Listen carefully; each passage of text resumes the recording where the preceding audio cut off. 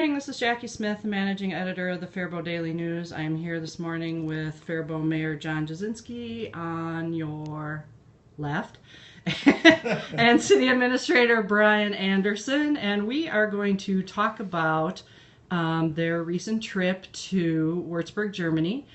First, I just wanted if one of you guys could give me a little bit of background on the sister city, and I know it's not called that actually, I just screwed up already. It's actually called something else. What is the relationship with Faribault and Wuerzburg, and how did that start? Well, it was actually Pottenstadt, I believe is the name of the word, and it's like an adopted city. And it happened in about 1949. General Beebe here with Shattuck ties from Faribault went over and actually oversaw the district of Germany that included Wuerzburg, and his wife joined him and was very concerned about the children not having shoes, not having blankets, not having clothing. Mm-hmm. So she started a group of people back here and sent letters back here saying, hey, these people need help, and if anybody can help, we would like to start selling care packages. And I believe someone told me at one time either 2 or 3 train loads, basically, right, boxcars full of supplies, right, and went to the city of Wuerzburg. And in exchange, we became an adopted city. And again, when we were there, everybody knew who Faribault was and the relationship, so it was very exciting. Yep. They gave us, they have several sister cities. There was probably 17, I think, or 14 they have. And again, they placed us as, almost number one. I sat next to Lord Mayor at almost every function, and we were always seated very closely with the Lord Mayor just because of that relationship. So it was really an interesting trip, and it was just wonderful people over there. And even when you go into their old city hall, they have a little display of what the city looked like right after the bombing, and on the wall they have a timetable listed on there, and you can find Faribault's name written after as part of the rebuilding efforts. So that had to be cool to see. Yeah, and I took a picture of it. You can see, General Beebe in there, and the city of Faribault listed a couple different times in there too. So seeing your name, the city of Faribault written on the wall, and the city of Wuerzburg as a part of a rebuilding effort, right, really touched home. Right. Well, and it's a far more in-depth relationship, and I was curious about their kind of government. Actually, we kind of chuckle about the title Lord Mayor. It's very prestigious. But I wondered, do they have a city council? Do they have a city manager? Do they have an equivalent of you there, Brian? It's a little different. The Lord Mayor is actually a full-time position, and so it is a 51-member council. 51? 51, so if I thought my job was tough with 7, it's 51. Can you imagine trying to build consensus for anything? How did they do that? Well, and it's challenging. Some of their projects have taken 10 years. And so, wow. Real quick, and I forget some of the other titles. I think, there's the Lord Mayor on top. Lord Mayor, there's 2 burgermeisters below him. And then there's also a city administrator, basically the equivalent of city administrator. Right. And then all the other council members. Yeah, so it's much bigger. And what they also do, too, the Lord Mayor and the rest of the council, for that matter, their meetings are closed session. They happen once a month. They're closed? They're closed, oh, from what I was told. Sad. But they also do not only city government, but they're in charge of the schools. So they do the school board, and they're in charge of what we would consider the county, the social services aspect of it. So they're in charge of everything. So that's why either their meetings take some time, or there's a lot of discussion that goes on. Oh my goodness! That are used, so.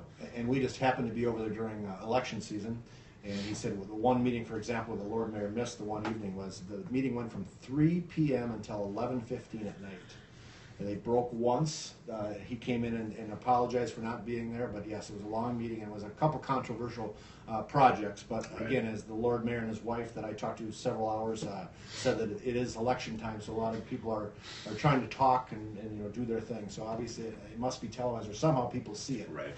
Because it's it was political. And they're trying to limit even their own conversations or their own speaking to 5 minutes. But even when you do the math at that, it can take some time. 5 times 51, that's yes, a lot of time. Yes, still is. So I'm just going to break in here and say, for those of you who are following us, thanks for tuning in. And if you have questions, feel free. I'm watching the screen. I'm sure our local Lord Mayor and his city administrator would be happy to answer those for you. So what was, do you think, the biggest takeaway from your trip? When you came back and you were on the airplane sort of decompressing, what was the big aha moment? I'll say this first. I think the big aha moment was the interest that they really had in the city of Faribault, not only from the Lord Mayor himself, the wife, the other Lord Mayors that we met. We met 2 others from the other cities. And then there's another one that joined us for the initial dinner that we had too. But there was a real genuine interest with the city of Faribault. There seemed to be a gravitation, and including the other delegates too. They're really interested in Faribault, interested in America. They knew a lot about America. So that was really one of the big takeaways, and I was kind of interested in going there to see, what is your take or thoughts on Americans or the city of Faribault and stuff. Did you, obviously they didn't forget about us, but but where they seated the mayor for the dinner, and where they seated us to listen to the Mozart Festival, and where they seated us for the convention center reopening and stuff like that. They obviously put a lot of thought and care into the city of Faribault. So, and then there was still a lot of interest, and we're getting emails, and the mayor can share those with you too, on, possibly wanting to come to the city of Faribault. We've been to Chicago, maybe we can take a train ride over here, and we just got another email that the mayor can share with you today too. But there's a lot of people that, well, if you would offer, we might be able to come, not only from Germany, but from Finland and Sweden and some of the other countries that were over there too. So they're kind of looking for an invitation, I think, to have the opportunity to come to America, come to Minnesota and Faribault. Very cool. John, what was your impression? Well, I think the same thing. I think the relationships. I mean, they value, as the ambassador of Ireland to Germany was there, and he gave a speech one evening and really talked about these relationships between these sister cities and what they can create. And as well as actually the Lord Mayor's wife, who I got to sit with the first evening, the Lord Mayor was not there because he was in the council meeting. She actually was from Sweden, and she had actually studied in Chicago for 7 years, so spoke very good English, and she was actually, her background was economic development. So we started, that's kind of my favorite thing, as you well know, started talking economic development, what we could do back and forth, and relationships, and just, my mind just started spinning right away. So I was very excited about that, so I think that was one big thing. But again, those relationships you can, and do things like that, I think is very, very valuable. I think the other thing that, Faribault has so much to offer, but I think people sometimes don't realize what we have to offer, and it's very neat, a lot of neat things we have here in Faribault. And that's great, but I think something that I learned is things that we could do a little bit better that we probably don't. I mean, ceremonial things from me as a mayor, and Wuerzburg is a much larger city. It's the size of St. Paul, so they have a much bigger budget. Don't get me wrong. And it's that's what I was going to ask. and it's I a didn't ask the college town, population. so I mean, Yeah. the whole atmosphere is a little different. So, Okay. But I think there's things that some of the things they did were just truly amazing, and just the little tiny touches they do would make it so neat. Was one of the things. One of the Irish mayors made a comment that he thought like 4% of Americans have passports. And my discussion in the speech that I gave, thanking them, is, that's what a shame. People of the United States should really go over and see what other countries have to offer. And it was my first trip, so my eyes, got wide open, and just neat little things and culture things and some of the history and things like that was very, very interesting to me. With our vision in Faribault and our downtown, little things that we could do to help do things that would make our community much more open, inviting, and things like that. And again, we're not a Wuerzburg, we're not that size, we don't have college students to that degree, but little things that I think we can pick up on green space and things like that, and working downtown, and it was just so inviting and so neat to see. So I was, very impressed with what they had to offer. It was really a great time to go, if I can add in too, because we just got done with the vision, and then we go over there to see their way of life, their culture, and as John was saying too, the mayor was their arts, their culture, their access to that, their preservation with all that. And I saw a lot of similarities with that as we look around. You're coming across the viaduct or looking up on the hill, you can see Shattuck St. Mary's, and a lot of the steeples that we have too, they have a lot of steeples, and we'll show, you probably saw some of that on Facebook, or we'll show that when we do our final documentation on the trip and stuff.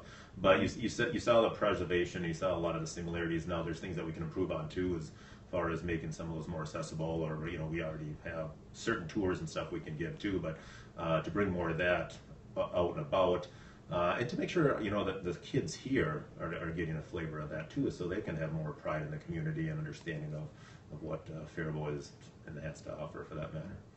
I have two questions that have come in. One is, how did you find the hospitality there?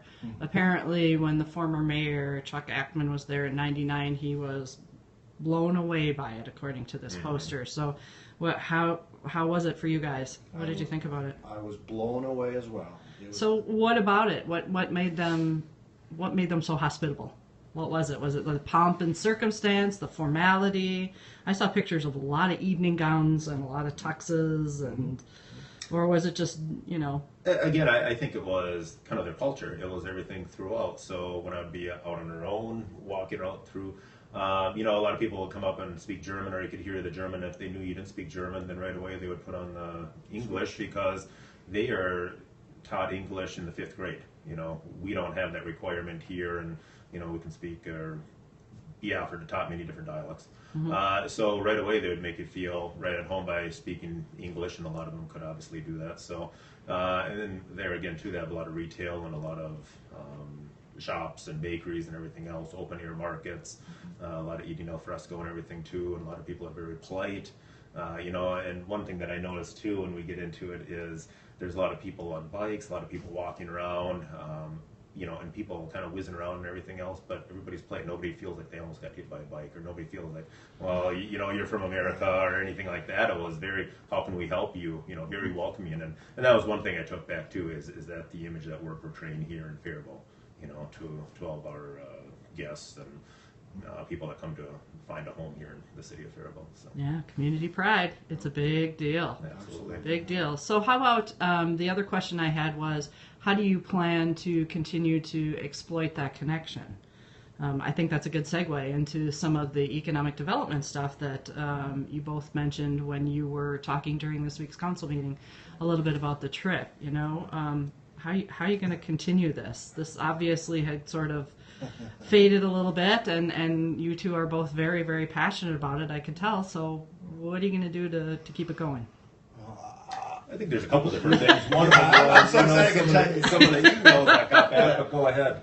You know, I wake up in the middle of the night thinking we could do this and we could do this, and it's just, and again, it's just shortly. I mean, it's just shortly that I was there. So I mean, the ideas are going. But again, I said at a council meeting, I've already been working on this, but I said, you know, I don't see their wine here in Faribault or in Minnesota.